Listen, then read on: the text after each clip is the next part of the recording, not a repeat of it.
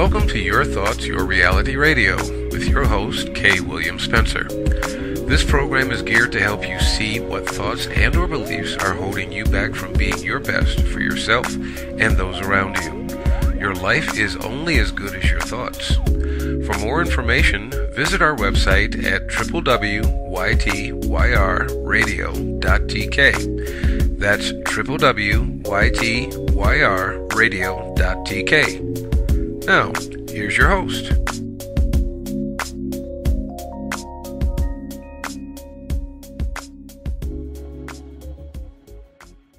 Welcome to Your Thoughts, Your Reality Radio, and this is K. William Spencer, as always, your host. Today my guest is Robert Kennedy III, and if you're thinking like I was, you're thinking this is the grandson of Robert Kennedy, the one who was slain in 1968. No, it's not the same person. He is making, this gentleman, Robert Kennedy III, is actually making a big dent in the business world. He's a book author. His company, or this company logo, is RK3, which is Robert Kennedy III. He is a business consultant and a performance coach. Is that business performance coach or personal performance coach, or both? Both, actually. Ah, that's cool. And he has a book. The title of the book is 28 Days to a New Me. It is currently an ebook and soon to be in paperback. So welcome to the show, Robert. Thanks, K. William. How are you, man? Just call me Kirk or call me William, but didn't Kirk? Yeah, okay. That'll work. All right. Yeah. I'm thinking Star Trek already. Yeah. That's one of the reasons why I go with William. Well, one of my nicknames during that era was Captain Kirk, so it's like, okay, remember, it was his last name, not my first name. Okay, anyway. Yes, as you can tell, Robert has a very good personality, which is one of those prerequisites for my show. So, Robert, by all means, grace us and tell us about RK3 and your book, and then we'll get into... Well, I'll go ahead since I've already started into it. Robert also did a little thing on Facebook. I think it was last year, wasn't it, or something like that? Yeah. He posted up, on, I guess it was a status. He says it takes 28 days to change the way that you live. So I am just paraphrasing here. He'll tell you the real way. He said it later. He says it takes 28 days for you to change into a new you. So what are your plans? Something like that. So, and that was a very interesting story to tell, and well, for him to tell and for me to listen to. So Robert, you got the stage. Oh, wow. Is it carpeted or is it just one of those hardwood stages? Whatever makes you comfortable, man. Take off your shoes and dig your toes into the carpet. Have a good time. All right, I'll put on my taps. Okay. All right. Yeah. So, I mean, the story was that I was actually reading another book at the time called The Power of Habit by Charles Duhigg, and it a lot of the things there really made sense. It told quite a few stories about people that had reached certain stages in life and their memory was not working in the way that it should. You know, in one case it was a story of dementia, but there were things that they had done in their lives earlier, the habits that they had gotten that got locked in, and because of that, there were some functional things that they were able to do later in life simply because they formed a habit. And so, you know, I kind of started looking up habits and those types of things. And at that point, I had been writing motivational or empowering statuses on my Facebook every morning. And some people were, I guess, blessed by it, but it wasn't really for them. It was for me, man, so that I could really get up and going every day, really just get my mind set right for that day. Mm-hmm. And so one day I posted a status that said, they say it takes about 28 days to form a new habit. What are you going to change today?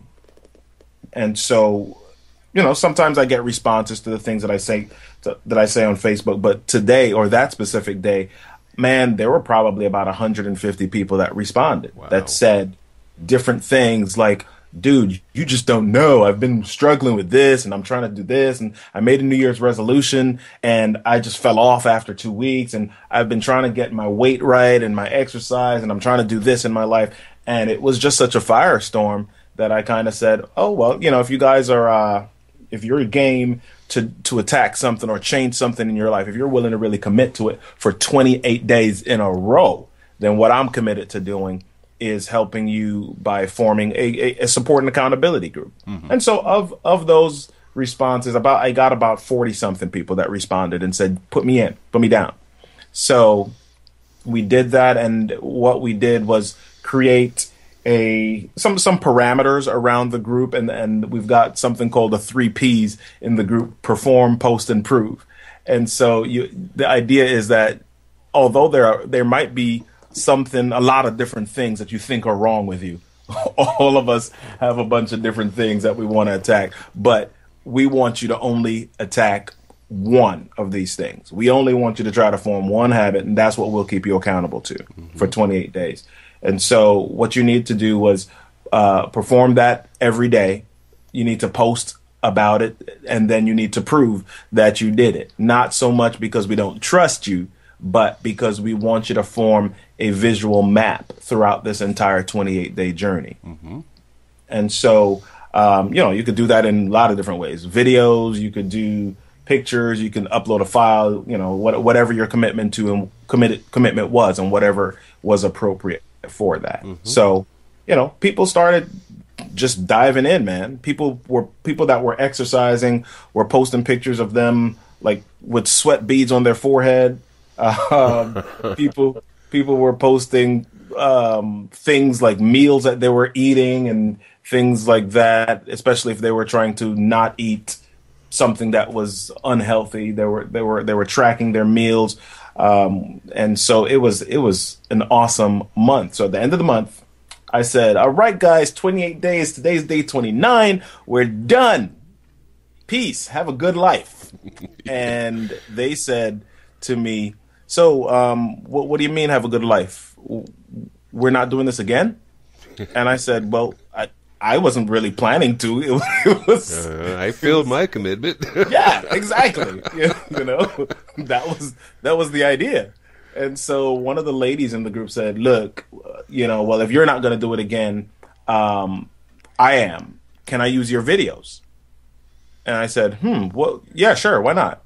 So the videos that she was talking about, I had been waking up every morning and I was posting like these 2-minute motivational videos for people to watch, and they were kind of themed for each week. And so I said, sure, you can use the videos. And then I told my wife, I told my wife about this later on in the day, and she said, "Dude, are you insane?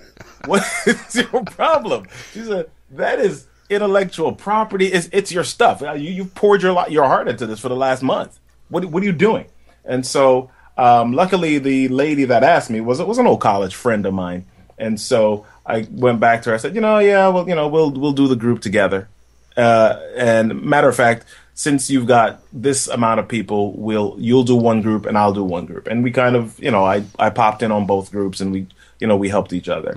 And then, we went from 2 groups to 3 groups.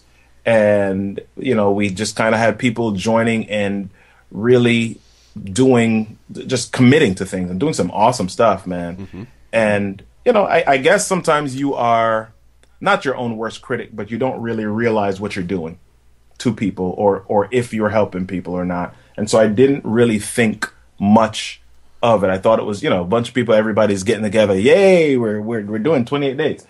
And it wasn't until probably the month of January that there was a lady that had been on a journey that said to me, "I don't know if you know how much you've changed my life or how much you've changed the lives of some of the people in the group." And I said, "Well, I just trying to help people," and just kind of shrugged it off. Up to this point, some of the people at the end of each month or whatever, that people have been saying things like, "Yay, Coach Robert, this and that." And I'm like, I'm not a coach. You are I'm just, now. I'm in this thing just like you guys. I got things that I'm committed to, and I'm trying to get done just like you guys. And so, I didn't really tell him not to call me that, but it was just more of I didn't acknowledge it. Uh-huh. And so, I feel like I'm talking a lot, dude. Are you listening still? Oh, I'm still here. Go Okay. for it. Remember, I told So, you this is about you. It's not about me. so, so the lady that was talking to me, she said, well, I just wanted to tell you that since I've joined this thing, I've been on a journey to really get healthy. And over the last 3 months, I've lost 60 pounds Whoa. because of being in this. And so I said, wow, okay, that's actually a pretty awesome story. And then I kind of looked back, and there were some other people that I realized there was one lady that came in, and her idea was she wanted to start something with passive income, or she wanted to form a home-based business, and she was able to do that in the month. She did all the registration. She had her idea. She put some time towards it every day, and she got it going. We had other people that there was one lady that had some relationship issues that she wanted to deal with, and she was reading a book on relationship, and she was doing one thing from this book every day towards her marriage. And so that was an awesome story for me. And now here's this book, 28 Days to a New Me. If I needed any further proof, I was able to lock in and get this book done because of being committed to this. Yep. So, so that's kind of the whole story of at least the basic of it. So the basics of it. So now I've got all of these other ideas in my head. I mean, I had done last November, I released another book. It was a technical book that a company had hired me to do in a publishing company. Mm-hmm. And I was scared of doing that book. I had a time frame, and 3 or 4 months passed, and I didn't write a thing. Wait. so I finally, got some help to write it, and I was able to get that done. And so now I was able to lock into this one and get it done. And so now somebody who wrote because he had to in college and in grad school, is getting up at 4:30 and 5 o'clock in the morning to spend time writing this book. Yeah. And so it was, it's been an awesome experience. Every day I see these people doing things to change their lives. It's, I'm probably your typical macho don't cry dude, but there's some times that I look at these videos and I'm just floored and awed at the things that these people are doing.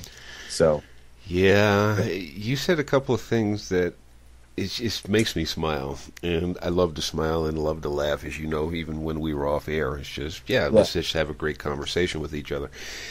And there's been a story that I have told on my show a few times, and I won't bother to tell it again because maybe you've not heard it before, but other people maybe have heard it. Right. But it's one of those things if you show up someplace and your intention is just to be a nice person, right, and you made a commitment just to be a friend in essence, basically. Yeah, I'll be a friend for you for 28 days. I'll help you get through it. And when we're finished, bye, done. Have a great life. It's your life. Live it. Right. And I did something along the same lines. I'll give you the brief of it. It had something to do with a skinhead that I had met a long time ago. Did I tell you that story? Nope. Oh, okay. And he was actually, the short of it is, he was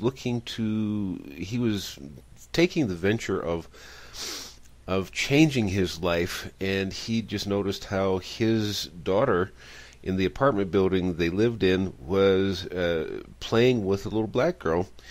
And they got along just fine, and he realized what he had learned was something that was taught to him, not something that we are born with. We're born with love. We learn to hate. Right. And he went through this transitional period of his life of, is that really where I want to go? This is where I want to be. And he finally made the decision, and he told me later, and you're talking about being that macho, I don't cry over anything kind of thing. He pulled me off to the side on his last day of work, and he told me that because of how I treated him, how I accepted him, he decided to make that change, and he went to an 18-month, a year and a half program to be deprogrammed and have all the skinhead tattoos removed from him that his uncle was going to pay for $3,000 to have laser removed. You know how many how many tattoos that had to be? Yeah. Wow. That's awesome. And he just told me that, and I went sat down at my desk thinking, okay, it was nice, blah, blah, blah. And then it hit me, and I had to turn off the phones, and I sat there, and tears rolled down my eyes because it was like, I didn't come into a friendship with this guy to change anything. It was just, right. Okay, he's being nice. I'll be nice to him. Yeah, fine. Right. I could deal with that. I don't care what you got on your skin. I don't care if you wear these white power T-shirts on your body and all that. You're nice to me. I'll be nice to you. Right. And it helped him to change his life. Awesome. And it's like, wow. Yes, it's just those times in your life that you just reach out, just being yourself. And that's the genuine story of it. This is the main reason why... I shouldn't say main reason, but it was the culminating reason why I ended up inviting you to be a guest on the show, because you tell it in such a wonderful way. It's just human to human contact, right, and just a genuine desire to help another person. Robert, wow. I wish you well in everything that you do, but you're not finished yet. So, well, man, I'll tell you a story that happened just today. That was it was just kind of reaffirming for me.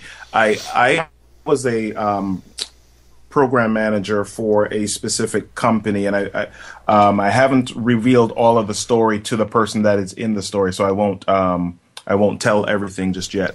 But one of the things in the 28 days groups that I've been talking about is living life without fear, and how fear is the big obstacle for us, in between us and greatness.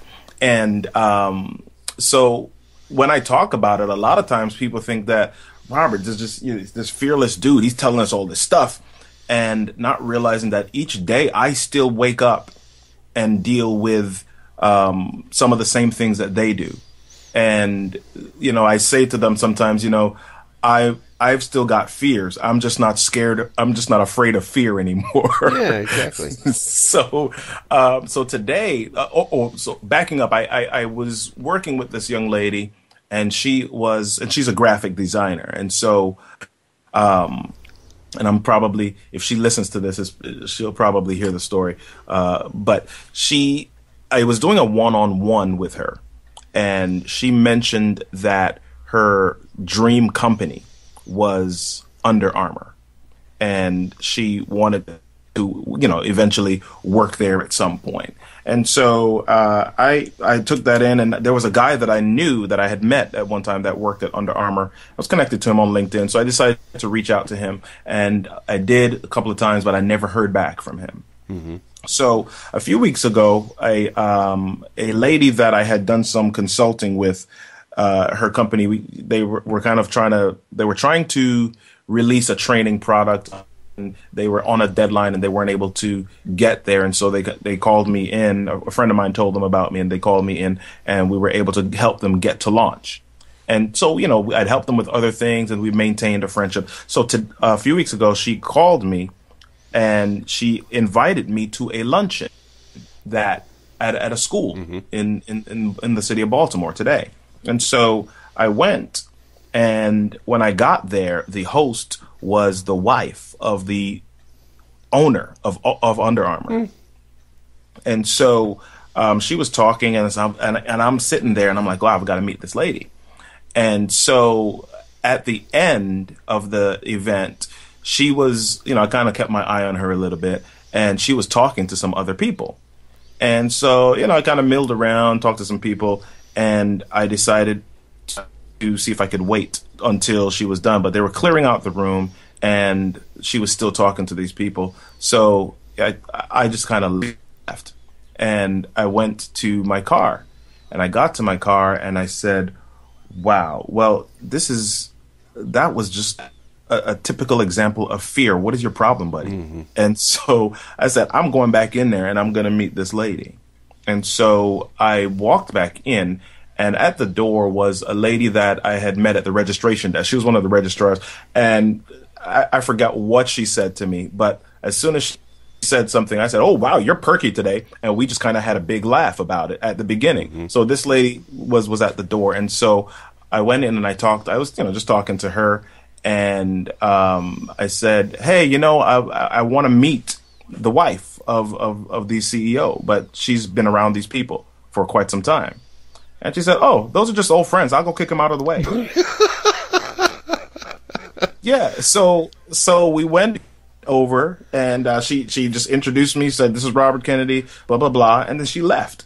And so I started to talk with the wife of the CEO. We had some good laughs, and I just kind of said to her, "Look, the reason I wanted to meet you was because there's a young girl that I worked with that her dream company is Under Armour, and I just want her to meet you." Or meet your husband, or just kind of have a conversation with you guys. She said, "Sure, just email me, blah, blah, blah. Here's my email. If I don't respond by tomorrow, bother me." That was a nice way to put it. Just bother me. I'll Yeah, get to it. yeah. And so I said, whoa, what was all of that negative self-talk and stupid fear that you had? You're walking outside like all, almost with your shoulders slumped, dude. What's your problem?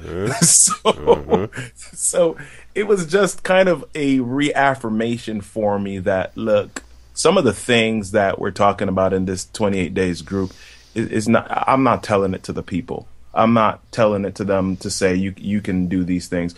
I'm talking to me. Hmm. About 95% of the time, I'm talking to me, and it's a story. It's a testament to just, principles and the fact that none of us is perfect, and we can really make success of life if we get rid of, our fears, man. So, Yeah. or at least work through them. Yeah, it's about a growth period, and this is one of the things that I was talking about with another person not too long ago, is that people hear stories such as yours and other people that I've interviewed and have yet to interview, and the reason why I do what I call the slingshot effect is here we're talking to you. And Yeah. here you have an undergraduate degree. I'm assuming you have a master's degree, Yeah. and you have your own company. And the thing that people look at is, oh, this person is way above me, and oh, they've got more experience than me. And this is the whole idea. We talk about what you're doing now, but in the second Right. half of the show, we talk about, hey, wasn't born this way. I didn't just grow into this. I had to work Exactly. toward it, and the obstacles that I went through to get here. So it's people, if you're listening, please understand, life is a growth process. And this is exactly Absolutely. what Robert is talking about. It's a growth process. He has not reached the pinnacle of his life. How do I say that? Because he's still living. He's still Yeah. learning. He's still sharing. And the way he's going, I hope he has many, many years to continue doing what he's doing. He's a great, genuine person.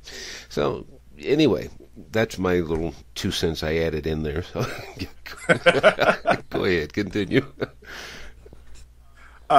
Continue. I forgot what we were talking about, man. You're just talking about how you grew and the fears that you overcame just in meeting the wife of the CEO of Under Armour. Yeah. Yeah, that was the story. I mean, just it was just a reminder to me and to. I mean, I came back and I wrote that story out into the Facebook group just to tell everybody in the group that, look, I'm a regular guy too, and here is an encounter that I had with fear today, and just kind of getting it back in your mind that, look, when you get committed to something, anytime that you get up off that couch, anytime you get up off your rump and decide that there's something that's going to make you a better person, and you decide that you're going to lock into it, you're going to have what Stephen Pressfield refers to as the resistance coming at you all over the place.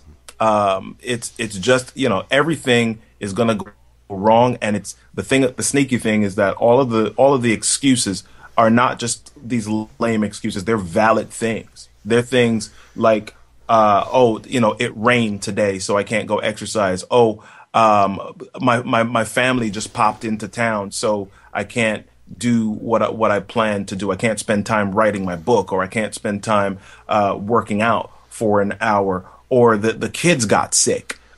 My husband got sick. Something I got laid off from my job. My internet got disconnected. All sorts of Hmm. things. And we kind of think that life is made up of these things that go wrong for people that are flaky, or we think that the reason that people don't do certain things sometimes, or they're not successful, is because of these flaky things. And we just got to know, look, dude, life happens. It just Yes. does. And you can't even look at it as good or bad. You just got to look at it as what is and what is Yeah, not. exactly. you know, you Yeah, know. this is one of the practice. I'm quite sure even you have your own way of doing something similar. Yesterday, I had an interview set up, Yeah. and the person didn't show up on time. Now, Hmm. I am here waiting at the hour, waiting for that appointment to show up, and let's do our interview. Well, this Right. guy didn't show up, and I wait normally 30 minutes because I said, well, I blocked off the time, so I wait and I find something else to do while I'm waiting. He didn't show up for 40 minutes. I ended up talking to somebody else for a little while, just doing texting on Skype, and the Right. guy didn't call. So I said, well, I got somebody else I need to talk to anyway, so I went and did another interview. I just moved up the schedule, and the guy contacted me later and says, "Oh, look, I'm sorry." He lives in a different time zone, so he says, "I'm sorry, I put down the wrong time zone." So, hey, it's not a problem. So we just, in other words, life, as you said, life happens, and this is what I was telling the person I was talking to. Life happens, so yeah, I'm not upset at this person. Just, Yep. okay, I have something else to do, so let me move the schedule up. Let's just go to my next one that I had to talk to, that actually I was going to talk to sometime next week. So we ended up Right. doing it yesterday. Right. So it was like, that's cool. And everything worked out. But before we go on a break, something that you were talking about, and I'm just going to address this to the guys in the group, or whoever's listening, guys.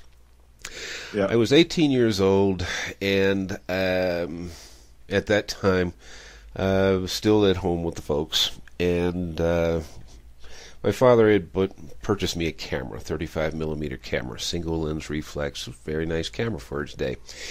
And I had a very strong interest in photography anyway.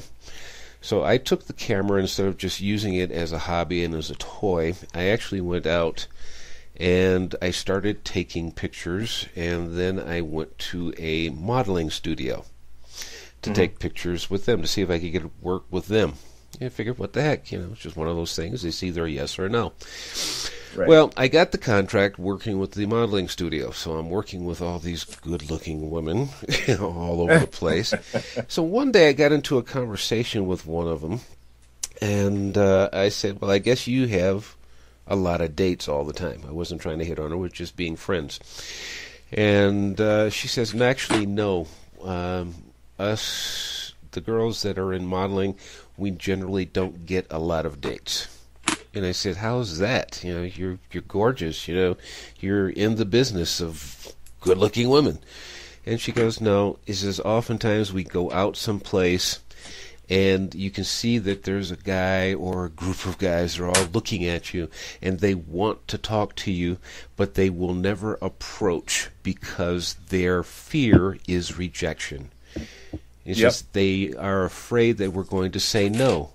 He says they don't understand that we're normally lonely because every guy around is going, I'm afraid that she'll tell me no.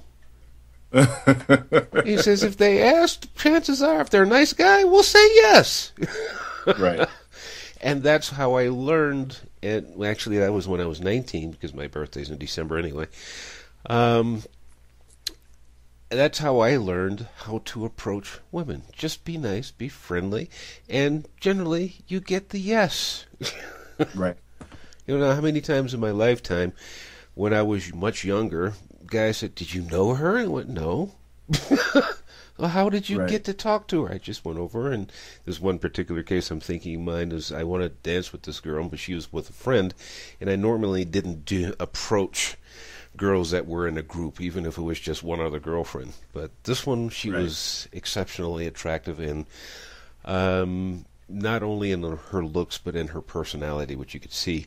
So I said, I want to Right. dance with this girl. So I went over after watching him get rejected 3 times. And I just put out Right. my hand and I said, would you like to dance? And she looked at me, put her hand in mine, and got up, and we danced for 20 minutes straight. Right. Right. So it's getting past the fears, like you're saying. And if you can get past the fears, chances are you might get a yes. But if you Yep. give in to the fear, it's always going to be no. Yep. So Yep. anyway, we're going to take a little break. We're doing our commercial break, so we'll be right back. Stay with us. Our guest is Robert Kennedy III of RK3, and he's going to tell us, we're going to get him into that slingshot mode, and he's going to tell us about what life was like for him before he became the consultant and coach and all those wonderful things. Stay with us. We'll be right back. I love what Maya Angelou had to say about the power of the spoken words. She said, I quote, "Words mean more than what is set down on paper. It takes the human voice to infuse them with deeper meaning." End quote. And that is the reason I made the decision to put my words into an audiobook. So please check out my spoken words in my new audiobook, Your Life, Your Way, the 10 must-have goals to improve your life. It's now available. You can either go to my website at www.coachingbyria.com and purchase it there. You can also download the book from iTunes by going to the link I provided in the show page, or simply go to iTunes stores and put my name in the search, Coach Rhea Wilkie, and you will be able to download the audiobook from there. And I do thank you all for doing so. And if you like to write a review, please do so. And I'm always grateful to be in service. Thank you.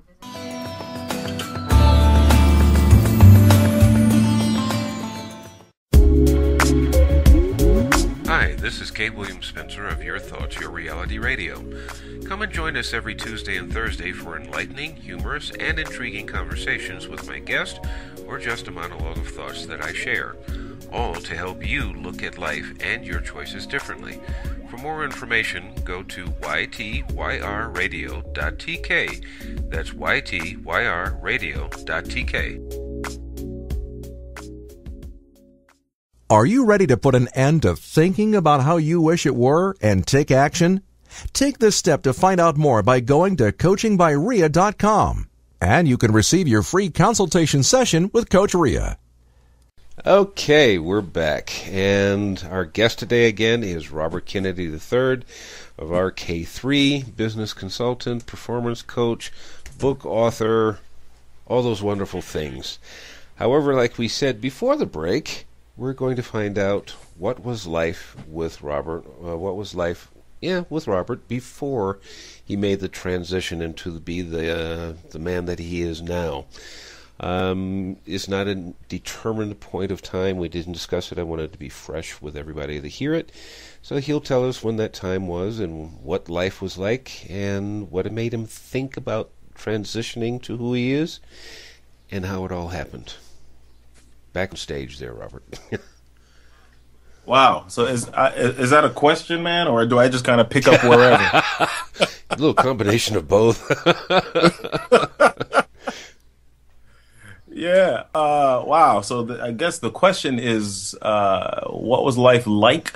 What was your life like? I mean, was it some people I interview, they have had very tragic lives.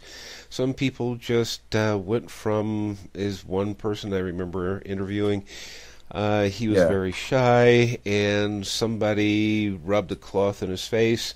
He didn't get up and yell and scream or hit him or kick him or anything. He just calmly followed the guy to the lunchroom, The guy got a cup of tea, he got a cup of tea, and he poured his over the guy's head, and that was it. And that was when he transitioned from being an introverted, shy person into a very, very nice, very calm, in other words, something came along, and he just got tired of it, and he did it, not violently, but he transitioned because enough was enough. Right. So right. Well, it's kind of a tough question for me simply because the only life I know is the one that I've lived. And some people talk about these, I don't know, a tragic upbringing or the poverty or things like that. And I would say that I've lived a very blessed life, man. I mean, I'm not rich. I didn't grow up rich. I didn't grow up with a silver spoon in my mouth. But it's only in looking back now that I realize the sacrifices that my parents made, and so it was kind of one of those things where my dad is, I was going to say he's still a minister. And so ministers, I guess unless you're like a mega church pastor, they don't make a whole lot of money. And my mom was a teacher, still is a teacher. She's retiring this year. And so growing up in New York City, you kind of grow up, and there's, you go to public school, or you in some cases we went to parochial or Christian school, and what is that you've got food every day, that you've got clothes every day, and sometimes they weren't necessarily always the most stylish clothes. Yeah. My first pair of quote unquote name brand sneakers were ones that I bought for myself when I had my first summer job. I was about 15, and I bought a pair of Converse. And back in the city, if you don't have name brand stuff, it's a big deal. People are like, oh, you got this, the Tom McCann shoes or whatever. So when I got a pair of Converse, it was like, whoa, you got Converse, dude? And but I had bought them with my own money, and that was the first time that I was able to do something of that nature. That I got a few more bucks. I bought a pair of Lee jeans. Lee jeans were the big deal at the time. And so, all of those experiences are kind of, that's what I know. It's my parents didn't have a whole lot, but I still count that I was blessed. I didn't have to wonder about where the next meal was coming from. We always had a roof over our head. My parents protected me from, although we lived in New York City, I didn't grow up around or see anything violent ever. My parents had an awesome relationship, still do to this day. They're married 40 plus years. And so I've just lived a good life, and so, with regard to the things that I've done, from a professional, actually, you talked about somebody shy, and I'll tell you a little bit about me. I was actually pretty shy when I was a kid, and I didn't really talk to a whole lot of people. I mean, I had an inner circle, I would guess, that I talked to. And as a matter of fact, when I was in high school, the guys that I hung out with, they called us the nerd crew.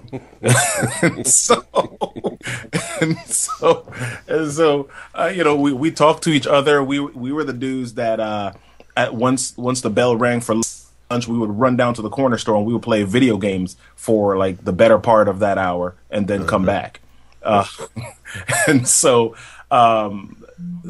talk about trying to approach girls or approach anyone for dates or anything. That was not something that was even a thought for me at that point. But there was something that did change my confidence level one day. I had an aunt who was in college at the time, and she was about 8 years older than I was.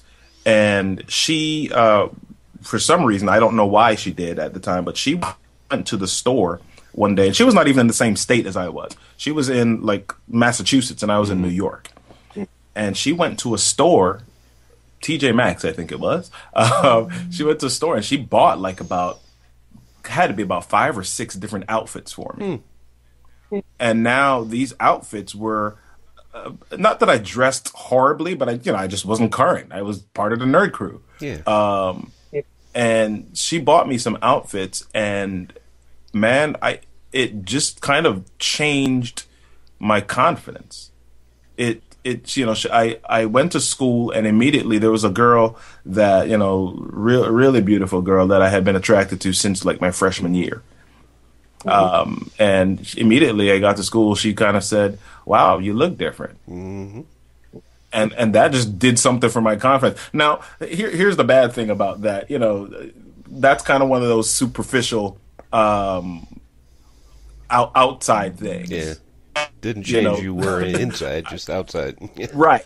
But it did change something about me. It did kind of get rid of some of the insecurities that I'd had at that point in life. And, it was a point where I kind of made a decision. Look, I'm not just going to be the quiet guy in class anymore. Matter of fact, I'm going to, next year, my senior year, I'm going to talk out loud, and I'm going to tell jokes, and I'm going to make people laugh, blah, blah, blah.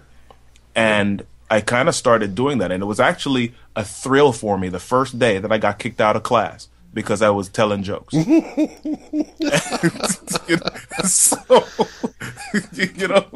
So, I mean, I got to the principal's office. He was like, "Dude, what are you doing here?"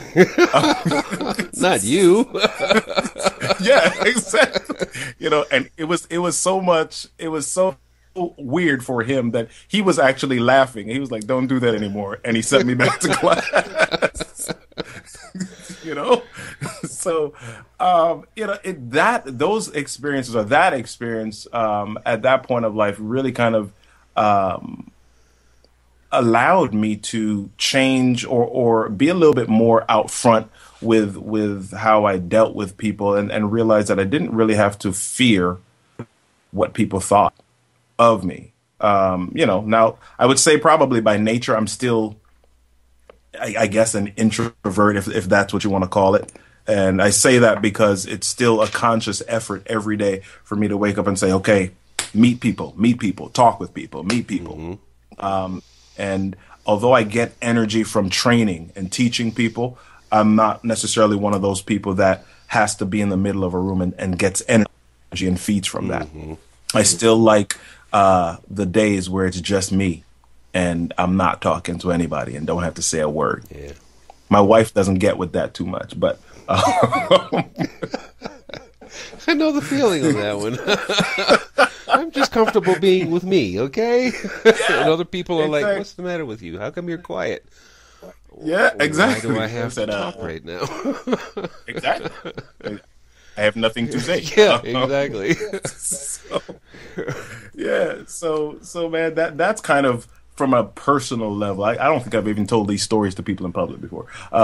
That's kind of me at the core. But from a professional level, once I got out of college, I was in the human services industry for about 6 years.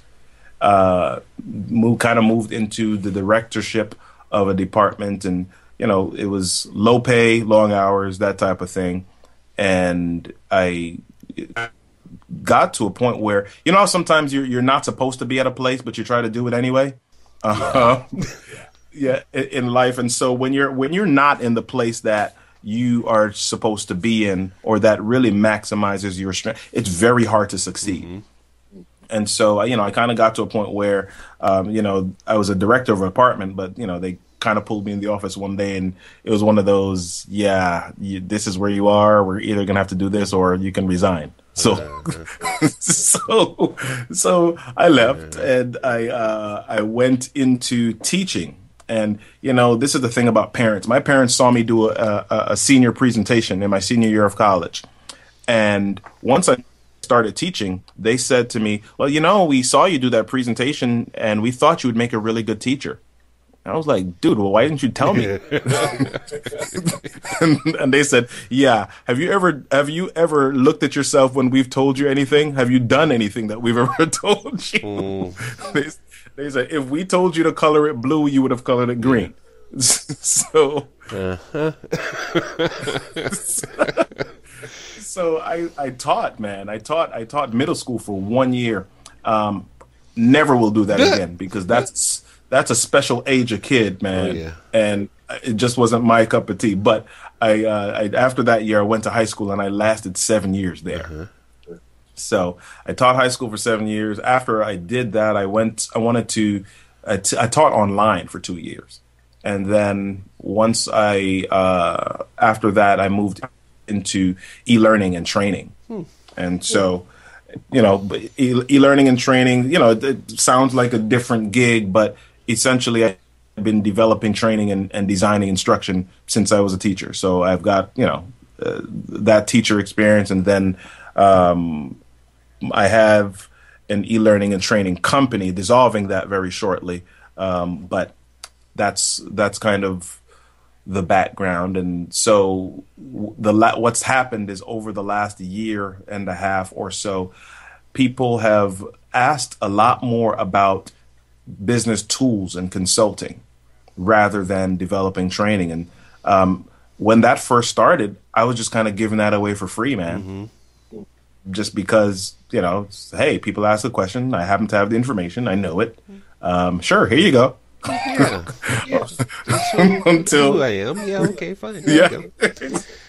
Until one day my business coach said to me, well, if this is what you know, and this is what your expertise is, and what your skills are, and what you're an expert in, and if this is what people are asking you, then why is this not what you're doing?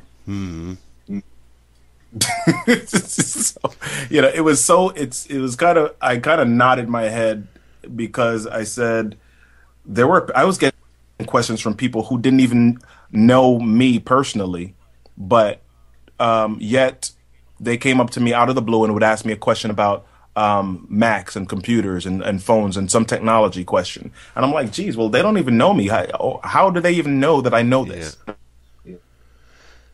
So, but apparently they'd been talking to somebody, or they would talk to somebody, and they would say, yeah, who knows that Robert? Actually, you got me laughing over here, and it's not laughing at you, but you have me actually looking at myself here, because I've been in the same situation, and I've done exactly the same thing. Yeah, I know it, and people, hey, what do you think about this, that, and that? And like you, I'm giving it away. Why? Because, well, for me, it's just, this is something I know. I didn't study it to make a business out of it. I just happen to know it. Exactly. Yeah, and I'm listening to you, and okay, this is one of those moments where you go, it's aha, and I'm learning from my guests, so this is fine. It's not even aha, it's like the Jewish aha. Exactly. Yeah. So yes, keep teaching, teach. Yeah, exactly. So I just got to a point where I was, listening to a lot of speakers and really just trying to feed my mind with, not that I was trying to find my purpose in life, or I wasn't lost, but there was also something missing. I get excited about building things. I was a kid, and because I had some lonely time to myself, or I liked it, I would do things like, pulling apart radios and those types of things, and putting them back together. I was always pulling something apart. So when it comes to a business, I love the process of building businesses. So I would get excited about it, and this is my fourth business. I had a business while I was teaching, I had a web development company for about 5 years. I was a real estate agent for a little while on the side. I had a gospel music promotion company. And then I had my e-learning and training company. So moving into the performance and consulting is like the fourth business that I've grown. And so there was a bit of excitement every time I built something. And sometimes when you're excited, it feels like that's where you're supposed to be. And that's the honest truth of it, is that was where I was supposed to be for that time, because those businesses taught me about building a business. They taught me about the things that worked for me. They taught me about my strengths, and my weaknesses. My weakness. I know that when it comes to managing the money of a business, that's not something that I should do. That's something that I need to really kind of have my wife touch bases on first, and then really get an attorney and get a CPA, and let them kind of do what they need to do. So I can relate to that because I remember I was an accountant for over 10 years, and I got into the business kind of in a weird way that did it, but I found out after 10 years I really didn't like accounting. So right. yeah, Right. I'm right along there with you. It's like, no, I let somebody else do that part of it. Yeah, exactly. Exactly. And it's not even because I'm not even because I'm bad at math. I was a great student. I was just interested in other stuff. Yeah. It's hard to keep a creative mind into something that is just crunching a number, and there's nothing to do with imagination. And that's what you're describing about yourself so far. It's just you have an imagination and you love to let it out and play. Yeah. Yeah. Exactly. So, in all of those things, I've learned that, look, these mistakes that you've made, these experiences that you've had, are for the reason of you being able to serve other people with them. Mm-hmm. It's not just to kind of hide and try to provide the illusion or the mirage that I'm perfect. No, dude, I've screwed up stuff. I've messed up business. I've owed people money. They're all experiences living that. Yeah. And so now I'm at the point where I can share those experiences with people. I can be transparent with people. I don't have to fear that they're going to use the information against me. I just, I don't have to make up stories in my mind that are not really reality. Well, the other side of this whole idea of what I do with the show is you talk about where you are now. This is your successful. This is who you are now. These are your successes. Right. But also in going back, the part of it is, as I told you before, is to tell about that transition in your life. But also, and you just made a mention, and this just popped into my mind, was I tell this to people because there's some people that I've reconnected with on Facebook, and they're sitting up here doing, well, I remember when you did this, that. And I would tell them essentially, listen, if you want to remember me from my past, then I'm going to leave you with my past, because I don't live there anymore. I am not that same person anymore. I have grown in so many different ways, I cannot even relate to the person that you think that I was back then. Right. So it's a growth process. Let go of the past and be now. That's right. Right? I mean, after all, you have right now. You can't go back in time, and you can't go into future. You have right now. Yep. You can only plan for the future. You can do nothing with the past. Yep. That's it. So you're telling I'm transparent? Yeah. Why? Because I don't live there anymore. I don't do those things anymore. Those were my mistakes, and I'm glad to share them with you so you can go, okay, well, he did that. Okay. Yeah, that's not a road I want to go down. That's the whole idea of telling the story. Exactly. And it's some of them definitely are tough lessons to learn, because along the way there are relationships that you screw up. Along the way there are people that you hurt. Along the way there are feelings that get burnt, or things get broken and messed up along the way. But if you live life with that thought or that fear of breaking something, then you're just never going to find out what the blessings are. You're just never going to find out where the good stuff is, because you're going to just kind of sit in the couch because that's safe. Yeah. I think it was Albert Einstein that said this, and you don't know this about me, but I love to read quotes, and you do the same thing from what you said earlier. You love to read quotes, but for me, I have a different way of doing quotes. I don't always remember them word for word. What I do is I take them, I read them, and I internalize them. I just try to make them part of my life. And what I end up doing is whenever I remember it, I come up with a paraphrase, which means this is what it means to me. And I think it was Albert Einstein that says, those who are afraid to make a mistake never live. Right. Absolutely. You have to make mistakes. That's just part of life. Yeah. The other expression I grew up with was, if every day was a good day, there would be no good days. Right. It's just like taking a roller coaster ride. If it was just a straight line, oh God, I could fall asleep on this ride. But if you go up and down and turn the curves and do this kind of stuff, and you get off, and it's exciting, it's exhilarating. But if it's just a flat ride, it's like, oh, God. I mean, I wrote a blog post the other day, taking a line from the movie, the Apollo 11, or was it Apollo 11, 13, whatever that movie was, the one where the guy says failure is not an option. Uh-huh. And I wrote a post that said it absolutely is not an option. Matter of fact, it's a requirement. Yes. You need to do it. Otherwise, how do you grow? How do you, that's mistakes or failure is the foundation of success. As I said, even on a previous show, what's his name? Thomas Edison says, I didn't fail 1,000 times. I just found 1,000 ways it didn't work. Absolutely. Just kept on going until he got what he was looking for. So you have to. The failure is there. Because if you win at everything that you go out to do, nothing is exciting anymore.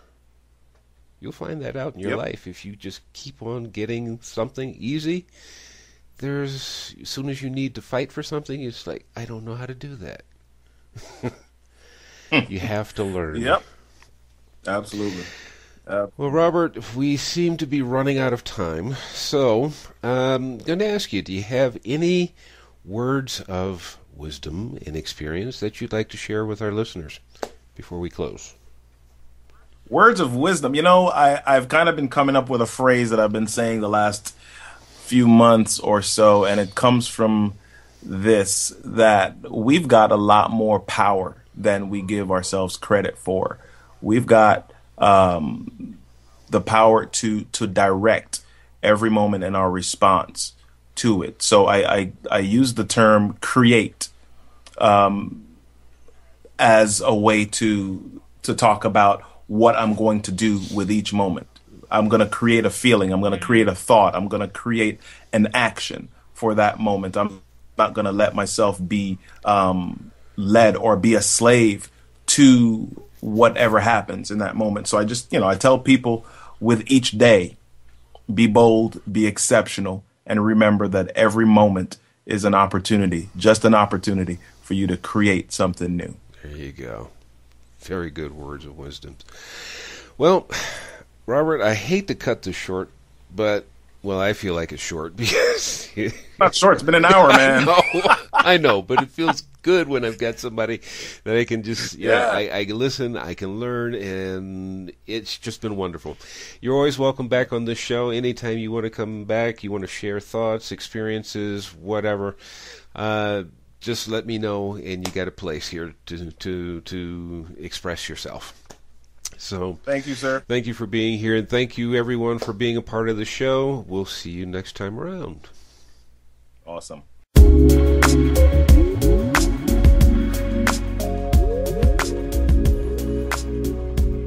Thank you for joining us here on Your Thoughts, Your Reality Radio. Please make a note to join us again on our next broadcast. For more information, visit our website at www.ytyrradio.tk. That's www.ytyrradio.tk. Our theme music is Soul Controlled by B.O. Crew under a Creative Commons License 3.0. See our website for more information.